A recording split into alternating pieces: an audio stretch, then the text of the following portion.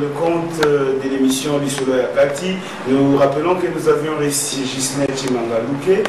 C'est l'un des cadres du Conseil des sages. Conseil des sages, c'est un organe de la communauté congolaise d'Égypte. Disons, nous avons été pendant 50 minutes avec M. Gisnet Louke, qui nous a animés et qui nous a donné des propos, qui nous a éclairci sur ce qui est de l'organisation des élections au sein de la communauté congolaise d'Égypte.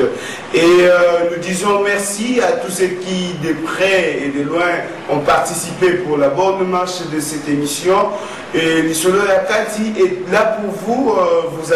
Vous pouvez nous écrire sur le mail qui défile sur le bas de votre écran et nous envoyer des messages. Il y a le numéro de contact qui va s'afficher sur le bas de l'écran.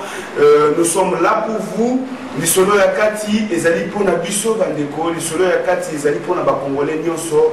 Sikoyo bozali na esika oyo tango nyonso bokozwa ba information, tango nyonso bokozala informé, ata moto alobi ndenge nini, komela biso na email na biso pe tokoya Lisolo Yakati ekolakisa yango bosolo pona koluka ete